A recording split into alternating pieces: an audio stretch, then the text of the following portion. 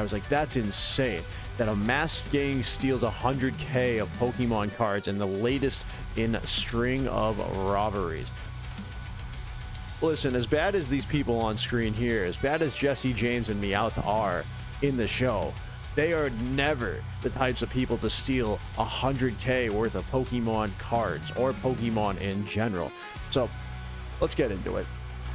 With there being little sign of Pokemon TCG bubble bursting anytime soon, and any Pokemon cards literally worth more than their weight in gold, it's becoming all too normal to hear stories of thieves breaking into stores and stealing the shiny cardboard. We covered that yesterday with Ben and Bath TCG, but you know, a particularly audacious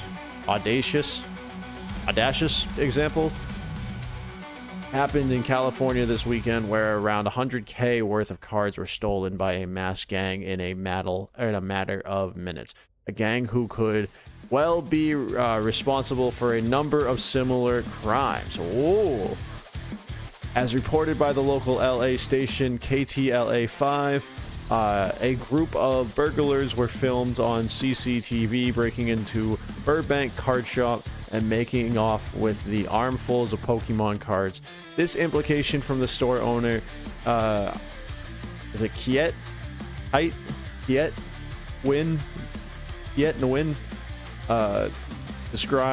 description of the footage is that the team seems very experienced getting in and out of stores in just a couple of minutes, seemingly knowing exactly what they wanted to take.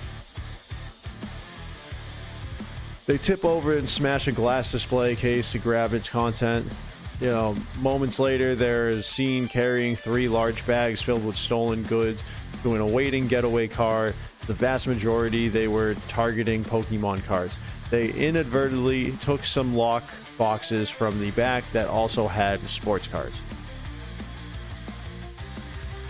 The toughest thing is, like, yes, people will continue to do this, whether it's to feed their family, whether it's to just make extra money, whether it's to do something gang related.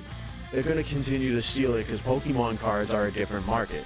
And I don't know how many actual police officers and how many people, when they get a call from 911, are good, you know, or how many people that when somebody calls 911 and be like, hey, my Pokemon cards got stolen, how many of these officers are actually going to respond, you know, in the same way that someone else would respond if, hey, this person stole my car, this person, you know, stole my dog, this person robbed me, this person, you know, trying to shoot me, whatever it is.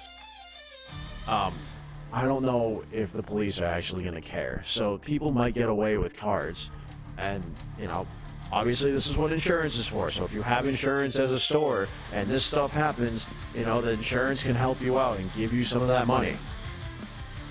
It's not an exaggeration about the price of gold thing, by the way. Hold on, did I read there? It's not an exaggeration about price of gold thing, by the way. I just looked it up. The average Pokemon card weighs just under 2 grams, and the same weight in gold is currently worth around $270. A Mega Charizard X EX SIR in the current Phantasmal Flame set is currently selling for $600, while new sales products sells on resale markets for at least twice as much as MSRP. Meanwhile, a sealed booster box in 2021's Evolving Skies is currently $23.50. It's ridiculous. This is not only making Pokemon cards close to impossible for regular fans to buy or even find on sale, but also making the products increasingly high risk for stores given the suddenly ballooning value of their stocks, which is true.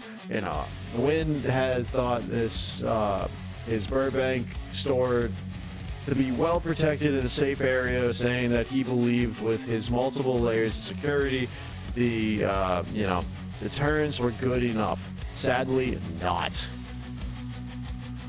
Clearly, given the incentives and ease with which stolen sealed products and non-graded cards can be resold. Breaking into the card shop is now a more lucrative crime than breaking into a jewelry store, with less protection likely to be in place, but a far easier time grabbing the equality or the equally valued loot. I'm kind of happy I really don't have an audience here today, because I'd rather do the tough part when nobody's watching, and the tough part is properly reading.